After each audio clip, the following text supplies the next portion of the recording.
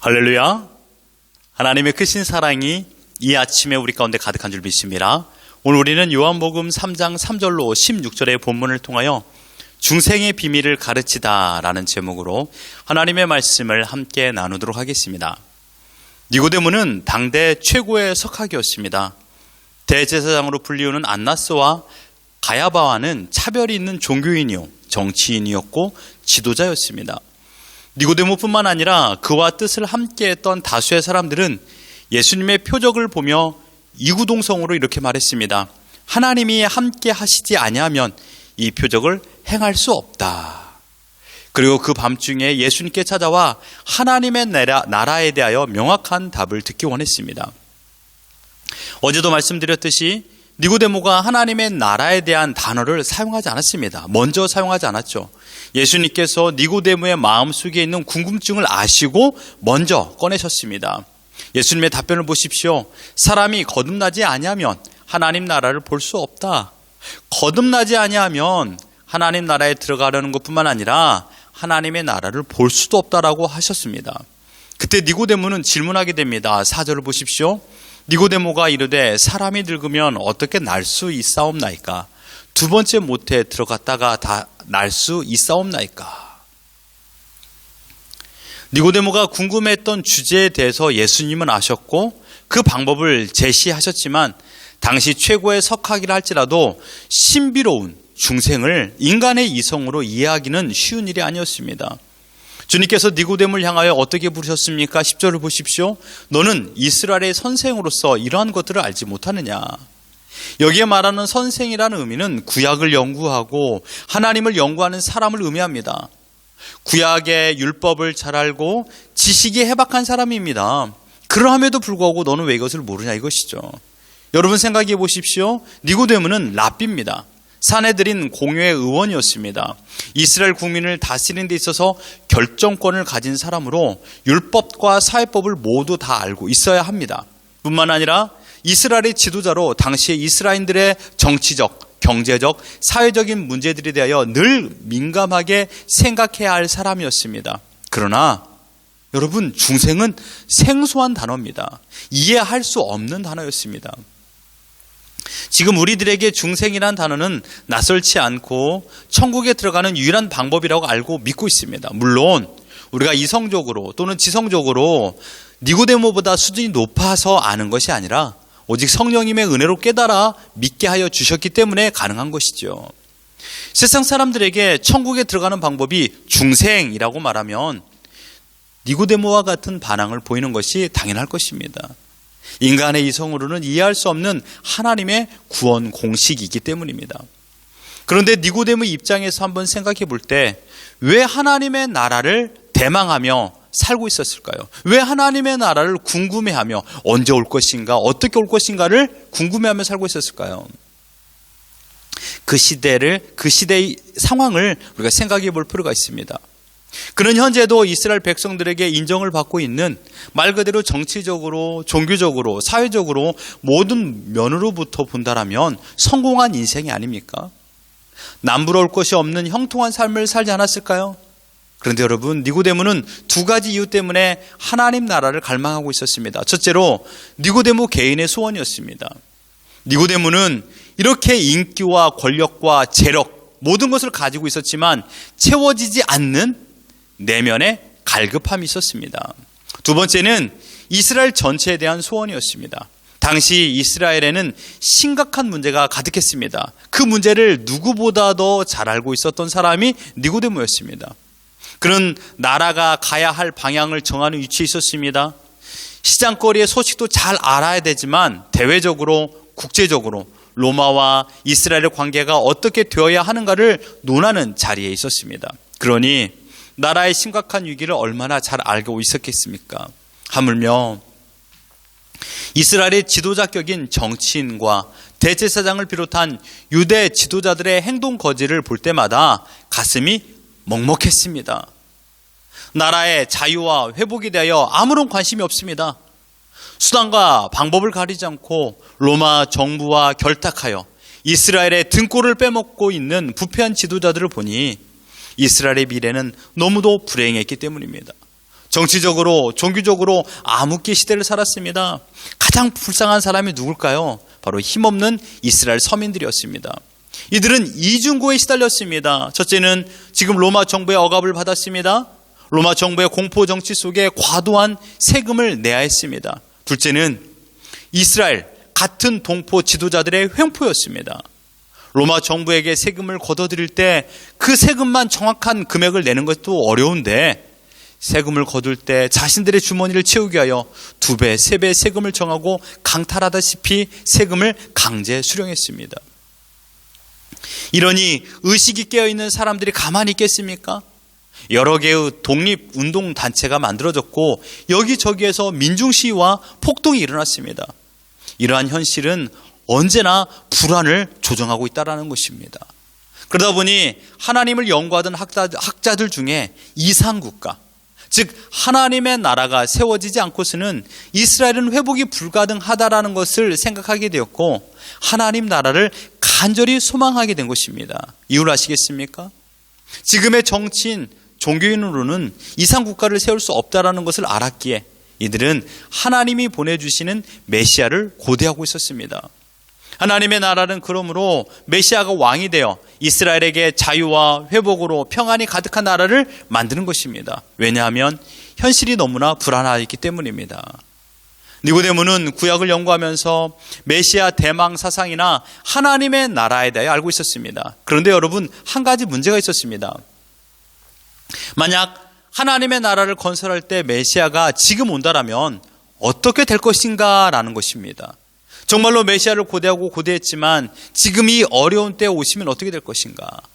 메시아가 오면 이 세상은 끝이 나고 하나님의 나라가 완성될 것인데 그러면 사내들인 공회원이라는 최고의 자리도 사라지지 않는가? 이런 아쉬움을 가진 것이 아닙니다. 유대 지도자들 중에 어떤 사람들은 의식이 있는 자들이 있었습니다. 그들은 이런 생각을 가졌습니다. 만약 지금 시기에 메시아가 온다라면 율법과 상관없이 살아가는 저들은 모두 멸망하지 않겠는가? 참으로 인간적으로는 훌륭한 생각을 하였습니다. 하지만 전혀 하나님의 뜻을 알지 못한 극히 인간적인 생각이었죠.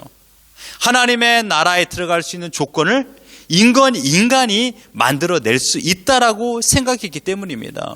그래서 메시아가 오기 전에 하나님 나라에 들어갈 수 있는 조건을 갖추도록 힘을 다하여 율법을 가르쳤고 하나님의 말씀을 가르쳤으며 가르침을 받은 사람들이라도 하나님의 뜻을 따라 살아가고 그로 인해 사회를 좀 더 질서 있게 만들고 메시아가 오셔서 구원의 은총을 쉽게 베풀 수 있도록 길을 닦아놔야 한다라고 생각했습니다. 물론 이것이 옳은 구원관이라고 말하는 것이 아닙니다. 니고데모는 이러한 생각을 가지고 있었기 때문에 하나님 나라가 언제 옵니까? 또한 하나님 나라는 어떻게 들어갑니까? 라는 질문을 가지고 있었던 것입니다. 하지만 니고데모와 뜻을 같이 한 자들이 아닌 다른 부류의 사내들인 공의원들과 대제사장들과 사두개인들은 헤롯 왕의 아첨을 하고 그 힘을 이용하여 재물과 권력을 더 많이 소유하려고 했습니다.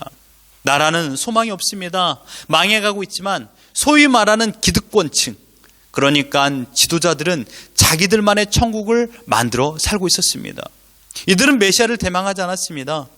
자신들의 권력을 이용하여 자기들에게 유리한 판결을 했고 자기 가족들만 더 많은 재물을 축적하도록 모든 방법을 동원했습니다. 이곳이 좋사오니 초막셋을 짓고 천년만년 살고 싶어 했던 자들이었습니다. 오히려 메시아 대망 사상을 가진 서민들은 착취당했고 괴로움과 눌림을 받았습니다. 그래서 메시아를 대망하는 자들이 많았습니다. 누가복음 3장 15절에 보면 메시아 대망 사상을 엿볼 수 있는 민중의 태도를 보게 됩니다. 백성들이 바라고 기다림으로 모든 사람들이 요한을 혹 그리스도신가 심중에 생각하니, 여기서 그리스도라는 것은 메시아를 말하고 있죠. 이러한 모습을 보면 백성들은 참으로 메시아를 바라고 기다리고 있었습니다. 백성들이 바라고 기다림으로. 백성들이 기다리는 메시아는요, 자신들을 억압과 착취에서 구원하고 자유와 번영의 나라를 만들어줄 정치적이고 힘 있는 메시아였던 것입니다. 하나님과 상관없는 현재의 어려움을 해결해 줄 수 있는 메시아를 대망한 것입니다. 뿐만 아니라 바리새인들 중에는 하나님의 나라는 율법을 잘 지키면 들어갈 수 있다라고 생각했던 자들이 많았습니다. 그래서 나름대로 율법을 따라 율법주의적인 삶을 살았습니다. 과연 율법주의적인 삶에서 자유와 행복이 있었을까요? 어쩌면 로마 정부의 가혹한 통치보다 더 가혹한 것은 율법이었을 것입니다. 왜냐하면 율법 중 하나라도 어기면 모두 어기는 것이 되니 하나부터 열까지 모두 지켜 순종하려 했습니다. 하지만 인간이 어찌 율법을 다 지켜 행할 수 있겠습니까? 그러니 자연스럽게 보여주기식의 율법주의자들이 속출하게 되었습니다. 속마음은 썩어 부패가 되었어요. 그러나 겉모습은 거룩한 척을 하고 하나님께 순종하는 거 하고 하나님께 은혜를 받는 척을 했던 그런 모습들이 너무나도 많았던 것입니다. 단적으로 예를 들어본다면 율법을 따라 외출하고 집에 돌아오면요 꼭 손을 씻고 음식을 먹어야 됩니다. 그런데 여러분 어디까지 손을 씻어야 되는지 아십니까? 손가락 끝에서 이 끝에서부터 팔 뒤꿈치까지 씻었습니다. 이렇게요. 그래야 하나님의 말씀을 따라 정하신 정결 예식에 순종하는 사람이 되는 것입니다. 이렇게 씻어야만이 하나님 나라에 들어갈 수 있는 조건을 갖춘 사람이라고 생각했기 때문입니다. 어떻습니까? 지금 제가 말씀드리는 것이 혼돈스럽지 않습니까? 한편에는 메시아를 대망하지 않습니다. 지금의 현실에서 만족을 누리는 지도층이 있습니다.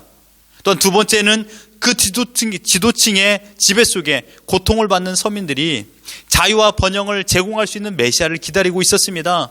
세 번째는 하나님 나라에 들어가기 위하여 형식적인 율법주의자들로 신앙은 병들어갔습니다. 구원받는 믿음이 무엇인지를 명확히 알지 못했지만 백성들에게 하나님을 바로 가르쳐들은 자들도 뒤섞여 있었습니다. 네 번째로요. 당대 최고의 석학인 니고데모는 이 같은 현실적이고 정치적인 어려운 상황에서 하나님 나라가 어떻게 실현되며 또한 어떻게 들어갈 수 있는지 정확히 알고자 예수님께 이 문제를 가지고 온 것입니다. 그런데 여러분 오늘 본문의 말씀을 보십시오. 예수님은 니고데모의 상식을 벗어나는 대답을 하십니다. 히브리 사람으로 아브라함의 자손이라고 해서 그 나라를 갈 수 있는 것이 아니다. 하나님의 나라는 나의 노력과 수고로 들어갈 수 있는 것도 아니다. 하나님의 나라의 백성이 되기 위해서는 세상 사람들 곧 보통의 어머니 뱃속에서 태어난 것으로는 안 된다. 다시 태어나야만이 중생해야만이 하나님 나라에 들어갈 수 있다라고 했습니다. 거듭나야 하나님의 나라를 본다라면 니고데모의 생각으로는 너무 상식 밖의 대답을 들은 것입니다. 그래서 니고데모도 어이가 없는 상식 밖의 대답을 하게 됩니다. 4절을 보십시오. 니고데모가 이르되 사람이 늙으면 어떻게 날 수 있사옵나이까? 두 번째 모태에 들어갔다가 날 수 있사옵나이까? 사람이 다시 태어나야 천국에 간다라면 어머니 뱃속에 다시 들어가서 다시 태어나야 한단 말입니까? 이것이 예수님 가능합니까? 니고데모의 이성과 논리에서는 이렇게 이해하고 대답할 수밖에 없었습니다. 니고데모는 거듭난다라는 중생, 다시 태어난다라는 말을 이해할 수 없었습니다. 니고데모는 성경을 토대로 하나님 나라를 대망하였습니다.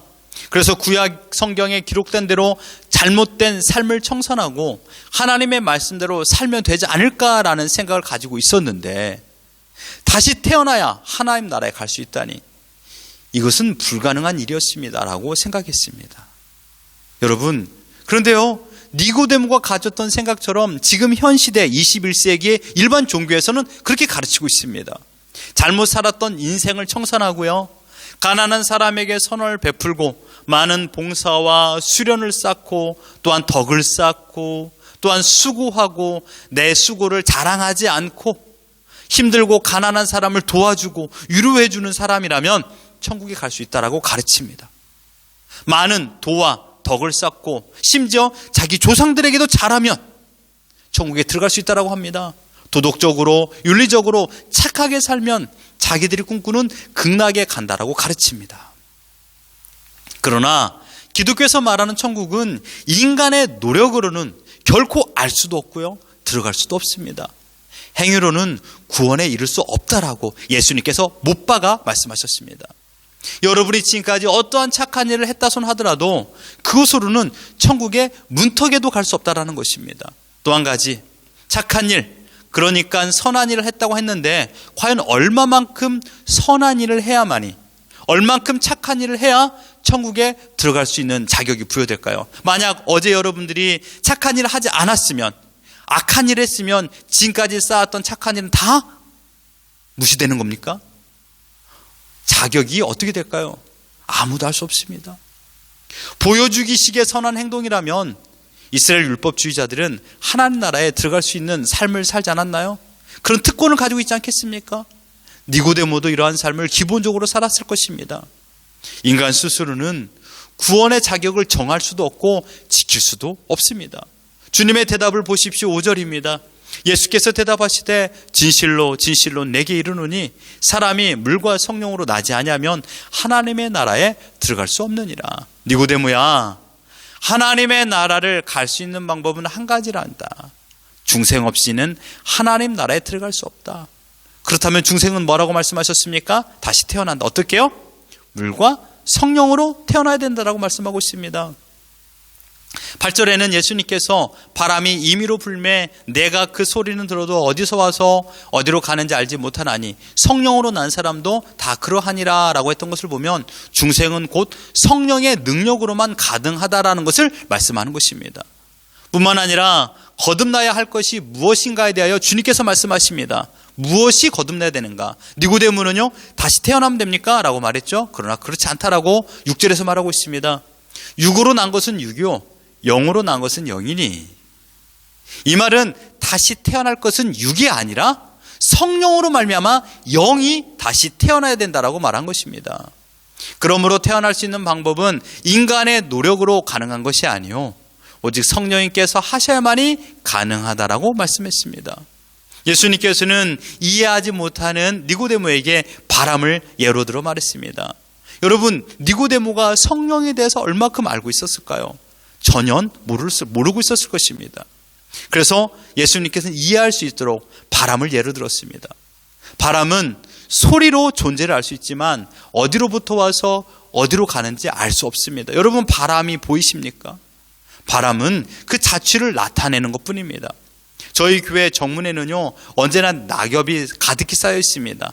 제가 가져 놓지 않았습니다. 이웃들이 가져다 놓지도 않았습니다. 바람이 가져다 놓았습니다. 바람이 존재하고 있다는 증거입니다. 바람은 굉장한 힘을 소유하고 있다는 것을 우리는 바람이 지나갈 때와 지나간 후를 통하여 알 수 있습니다. 그러나 그것이 어디에서부터 출발해서 어디로 가는지 모릅니다. 그냥 휙 하고 지나갈 뿐입니다. 성령으로 다시 태어난 사람도 그와 같다라는 것입니다. 중생은 생리의 과정이나 인간의 이성으로 이해할 수 없는 성질이 아니라는 것입니다. 오직 성령님께서 하시는 사역인데, 니고데모야, 너가 성령님의 자취를 아느냐? 우리는 성령님에 대하여, 성령님의 존재에 대하여 성경에서 말씀하는 것 외에는 아무것도 알 길이 없습니다. 중생의 모든 것은 오직 성령님의 사역입니다. 니고데모는 이성의 한계를 가지고 있었습니다.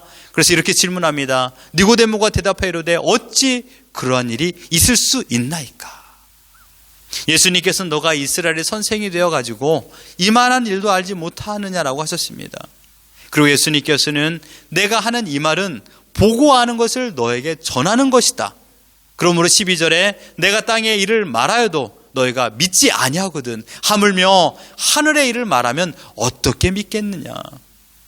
그 다음에 예수님께서는요, 더 이해할 수 없는 말을 하십니다. 중생과 관련된 예수님 자신의 이야기죠. 13절을 보실까요? 하늘에서 내려온 자, 곧 인자 외에는 하늘에 올라간 자가 없느니라. 하늘에서 내려온 자는 누굽니까? 예수 그리스도십니다. 성육신하여 이 땅에 오신 인자, 곧 예수 그리스도를 말하고 있죠. 그리고 예수님께서는요, 민수기 29장 21장 9절에 있는 말씀을 그대로 하십니다. 모세가 놋뱀을 만들어 장대 위에 다니 뱀에게 물린 자가 놋뱀을 쳐다본 즉 모두 살더라.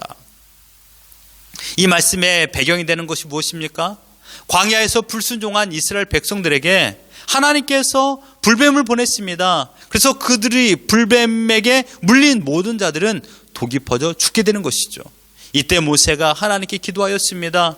하나님께서는 노추로 큰 뱀을 만들어 장대에 달고 그것을 쳐다보라고 해서 그 백성들이 그대로 순종하여 쳐다봤더니 살아났다라는 것입니다. 쳐다보다라는 그 말은 듣고 순종하는 신앙 때문에 살아났다라는 것입니다. 예수님께서는 자신의 앞날을 말한 것입니다. 죄라는 불뱀에 물린 자들을 구원하기 위하여, 다시 살리기 위하여, 중생케 되는 은혜를 베풀기 위하여 자기 자신이 나무에 달려 죽어야 되는 최후를 말씀하셨습니다.